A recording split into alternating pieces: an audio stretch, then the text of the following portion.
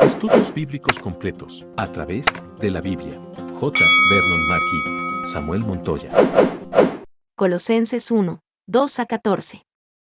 Continuamos hoy nuestro estudio en el capítulo 1 de esta epístola del apóstol San Pablo a los Colosenses y lo haremos considerando el versículo 3 de este capítulo 1, que forma parte de la introducción y dice: Siempre que oramos por vosotros, damos gracias a Dios, Padre de nuestro Señor Jesucristo. Nosotros podemos dirigirnos directamente a Dios. Uno no tiene que pasar en absoluto por ninguna clase de emanación para poder hacerlo. Si usted está en Cristo Jesús, estimado oyente, entonces tiene acceso a Dios el Padre. Uno de los beneficios de ser justificado por la fe es tener este acceso a Dios por medio de nuestro Señor Jesucristo. Y también dijo el apóstol: siempre que oramos por vosotros. Seguramente usted encontraría estimulante hacer una lista de las personas de las cuales Pablo dijo que oraba por ellas y añadir a los colosenses a dicha lista. Siempre oró por ellos, estaban en su lista de oración. Continuamos nuestra lectura con los versículos 4 y 5. Pues hemos oído de vuestra fe en Cristo Jesús y del amor que tenéis a todos los santos, a causa de la esperanza que os está guardada en los cielos. De esta esperanza ya habéis oído por la palabra verdadera del Evangelio. Aquí Pablo unió la Trinidad de la gracia para los creyentes. 1. La fe que se refiere al pasado. 2. El amor, que se refiere al presente. Y 3. La esperanza, que se refiere al futuro. El apóstol iba a hablar de los aspectos positivos de estos creyentes. Ellos tenían fe hacia Dios. La fe se apoya en hechos históricos, se basa en el pasado. Estaba fundamentada en lo que habían escuchado antes, en la palabra verdadera del Evangelio. Esta frase se refería al contenido del Evangelio, a las grandes verdades que pertenecen al Evangelio de la gracia de Dios. Dios nos ha dejado la única opción de una cruz, y nos pide que creamos en él. Usted no ha escuchado realmente el Evangelio hasta haber oído de algo en lo cual creer. El Evangelio no consiste en algo que tengamos que hacer. Nos informa de lo que Él hizo por usted y por mí hace ya más de 2.000 años. Dijo el mismo Pablo en Romanos 10, 17, la fe viene del oír, y el oír, por la palabra de Dios. La fe no es un salto en la oscuridad. Consiste en apoyarse en hechos históricos, es creer en Dios. Y el versículo 4 dice también: y del amor que tenéis a todos los santos. Así como la fe se basa en el pasado, el amor es para el presente. No tiene ningún sentido jactarse de tener una doctrina bíblica u ortodoxa, y al mismo tiempo pasar el tiempo criticando a otros cristianos, intentando encontrar faltas o defectos en ellos. El mundo no está interesado en ese enfoque. El mundo observa si los cristianos se aman unos a otros o no. Es hipocresía considerarse cristiano y no demostrar amor por los que espiritualmente hablando son hermanos.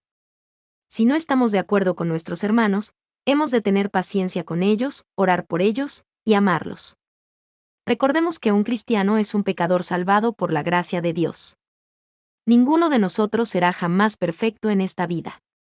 Estos colosenses tenían algunas cosas buenas. Permanecían firmes en su fe hacia Dios. Sus creencias estaban apoyadas en el fundamento doctrinal apostólico y también demostraban tener amor por sus hermanos. Y en el versículo 5, Pablo dijo que tenían esperanza para el futuro. Otra versión traduce la frase a causa de la esperanza reservada para vosotros en los cielos. En el capítulo 13 de la primera epístola a los Corintios, Pablo presentó estas tres gracias, pero las enumeró de una forma un poco diferente. Y dijo en el versículo 13, ahora permanecen la fe, la esperanza y el amor, estos tres, pero el mayor de ellos es el amor. Él colocó la esperanza en el segundo lugar, y el amor en el último lugar. ¿Por qué? Porque el amor es lo único que permanecerá. El amor es para el presente, es cierto, como indicamos antes, pero se proyectará en la eternidad. Así que es muy importante que comencemos a demostrar el amor aquí en la tierra, ¿no le parece? Ahora, en la primera parte del versículo 5 dice, como acabamos de leer, a causa de la esperanza que os está guardada en los cielos. Esta frase se refiere a la esperanza feliz.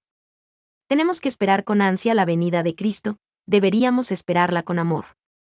Luego dijo Pablo, de esta esperanza ya habéis oído por la palabra verdadera del Evangelio. Ahora, El Evangelio es un mensaje sencillo que Dios le pide a usted que simplemente lo crea. A usted se le pide que crea en base a ciertos hechos. Él nació de una virgen. Realizó milagros. Él es el Dios hombre. Él murió sobre una cruz. Fue sepultado. Y resucitó. Ascendió de regreso al cielo. Envió al Espíritu Santo al mundo en el día de Pentecostés para formar la Iglesia. Y hoy Cristo está sentado en el lugar del honor a la derecha de Dios. Ahora, su posición allí indica que nuestra redención ha sido consumada. Y se nos pide que entremos a ese descanso espiritual que Él ofrece a aquellos que vengan a Él. Él tiene un ministerio de intercesión presente por nosotros. Y creemos que tiene también otros ministerios. Y finalmente, Él va a regresar a esta tierra otra vez. Y todos estos hechos forman parte de ese glorioso Evangelio. Este es el contenido del Evangelio, tal como Pablo aquí lo expresó. Luego, él dijo en el versículo 6. Que ha llegado hasta vosotros, así como a todo el mundo, y lleva fruto y crece también en vosotros, desde el día que oísteis y conocisteis la gracia de Dios en verdad. Pablo dijo que el Evangelio había llegado a Colosas, así como había llegado a todo el mundo. El Dr. Vincent, un gran expositor de la epístola a los colosenses, junto con otros especialistas, cree que esta es una hipérbole. Una hipérbole es una figura retórica que consiste en aumentar, exagerar o disminuir excesivamente algo de que se habla. Nosotros tenemos dificultad en aceptar ese punto de vista. ¿Estaba Pablo tratando de decir que, en aquel momento en particular, cuando él estaba en la prisión, en Roma, el Evangelio había alcanzado al mundo? Esto es lo que él dijo. Creemos que eso fue lo que quiso expresar literalmente, y que esta no es una hipérbole. Y uno no se da cuenta de esta realidad cuando puede contemplar en la ciudad de Sardes, en Turquía, parte del camino romano que ha quedado al descubierto por las excavaciones. Ese fue el camino por el cual llegó Pablo del país de Galacia en dirección a Efeso. Y allí, en Efeso, por 3 años predicó el Evangelio a la gente que allí se encontraba y que provenía de todas las partes del Imperio Romano. Como resultado, el Evangelio había llegado a Roma mucho antes de que Pablo fuera conducido allí como prisionero. En la descripción encontrarás los links de descarga del PDF del estudio y las preguntas a llenar. La palabra que se utiliza aquí para mundo es cosmos, y se refiere simplemente al Imperio Romano de aquellos tiempos. Quiere decir que el Evangelio en esa época había penetrado en las regiones más alejadas del Imperio Romano. Podría incluso haber cruzado hasta Gran Bretaña y llegado a otros lugares lejanos. Y cada parte del Imperio Romano había oído el Evangelio en aquellos días. Hay que reconocer que aquellos apóstoles avanzaban eficaz y rápidamente, por lo cual somos reacios a criticar cualquier cosa que hubieran hecho. Lo que Pablo estaba diciendo aquí era que el Evangelio había llegado a todo el mundo romano. Y Pablo añadió, y lleva fruto. Y allí donde se predica el Evangelio, producirá fruto. Esto fue así en aquel tiempo y es verdad en la actualidad. El autor de estos estudios bíblicos, el Dr. J. Vernon Mackey decía, debo confesar que mi fe era un poco débil al comenzar este programa radial. Yo estaba determinado a presentar la palabra de Dios, pero, sinceramente hablando, esperaba fracasar rotundamente. Y, la sorpresa más grande de mi vida, fue que Dios bendijo su palabra, nunca antes me había sorprendido tanto. Pensaba que me dejaría solo. Pero no fue así. Él dijo que iba a bendecir su palabra, y podemos tener la certeza de que así lo hace. Nos sorprende mucho el ver la cantidad de cartas que recibimos y gente que nos dice que ha llegado a conocer a Cristo, a través de este ministerio radial nuestro. Pero, estimado oyente, Dios bendice su palabra y esto no solo lo creemos, sino que también lo sabemos. Alguien quizá puede venir y expresarnos sus dudas, diciendo que no cree que la Biblia sea la palabra de Dios. No nos sentimos inclinados a argumentar ni a discutir por causa de ese tema. Porque sabemos que es la palabra de Dios. Hasta aquí la cita. Es evidente que hemos visto cómo la Biblia transforma las vidas de las personas, es decir, que produce fruto. Hay algunas cosas que nosotros conocemos hoy, y no deberíamos permitir que aquello que no conocemos perturbe aquello que sí conocemos. Y es importante reconocer esto. Pablo dijo que el Evangelio produciría fruto. Y podemos confiar en la veracidad de esa afirmación. Ahora, en el versículo 7, dijo el apóstol Pablo: Así lo aprendisteis de Epafras, nuestro consiervo amado, que es un fiel ministro de Cristo para vosotros. Epafras, aparentemente, era el líder o el pastor de la iglesia en Colosas. Y Pablo lo presentó como nuestro consiervo amado. ¿Ha notado usted con qué cortesía Pablo pudo hablar acerca de otros siervos de Dios? Pablo tuvo algo bueno que decir acerca de aquellos que estaban predicando la palabra de Dios. Pero siempre que se encontró con alguien que no era realmente un siervo genuino de Dios, hizo lo mismo que el Señor Jesucristo. Le reprendió directamente. El Señor Jesucristo tuvo tanta misericordia de los pecadores. Por ejemplo, recordemos, en Juan 7, a esa mujer que fue sorprendida en adulterio y que tendría que haber sido apedreada hasta la muerte. Pero podemos notar lo bondadoso y compasivo que fue nuestro Señor con ella.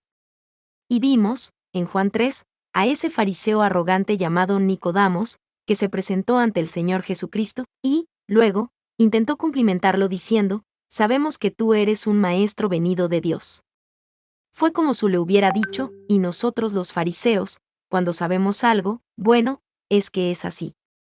Pero el Señor fue amable y benigno con él, enseguida lo puso en su lugar, y, cuando él terminó de hablar, Nicodamos ya pareció una persona normal y corriente. Había intentado ser alguien en su elevada posición religiosa, pero era simplemente como un robot religioso que cumplía con ciertos ritos.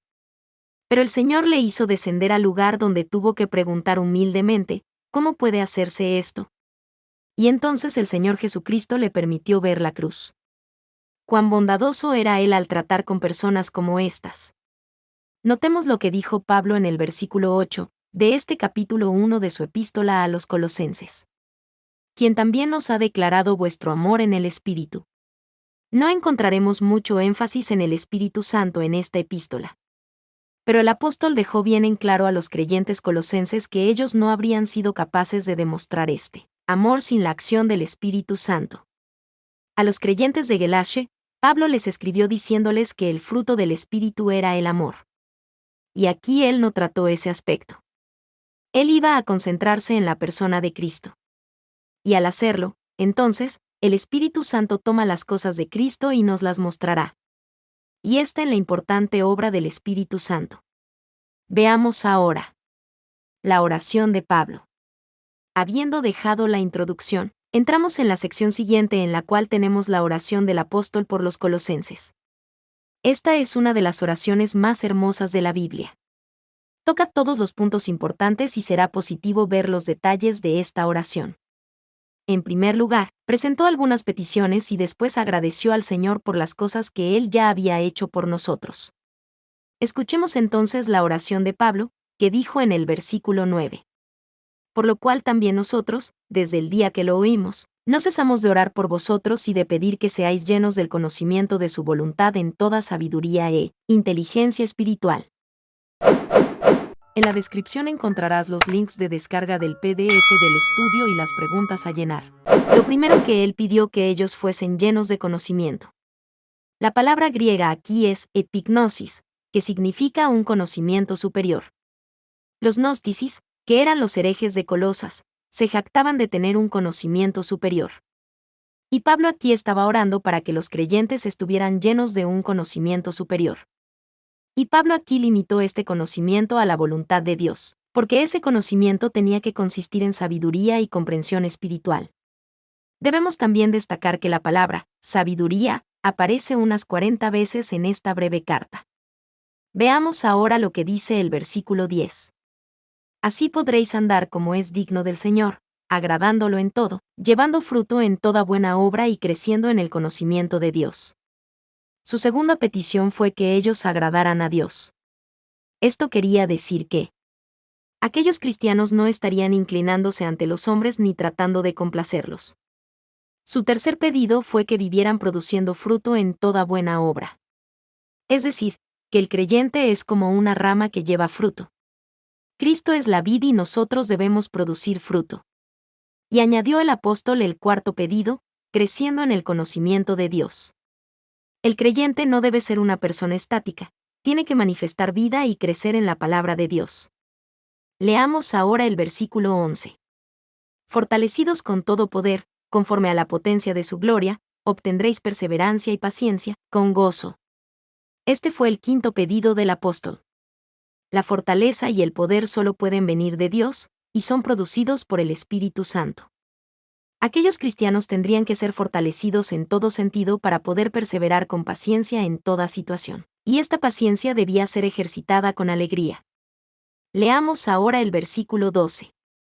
Dando gracias al Padre que nos hizo aptos para participar de la herencia de los santos en luz. Aquí comenzó la lista de cosas por las que Pablo estaba agradecido. Todas nuestras oraciones deberían estar llenas de gratitud. Pablo estaba agradecido porque Dios, en su gracia, nos ha dado una herencia que compartiremos con los santos en el reino de la luz. Y nosotros deberíamos apropiarnos de ello hoy. Deberíamos creer a Dios, y creer que sus promesas es cierta, verdadera. Leamos ahora el versículo 13. Él nos ha librado del poder de las tinieblas y nos ha trasladado al reino de su amado Hijo. Pablo estaba agradecido porque hemos sido liberados del reino de Satanás.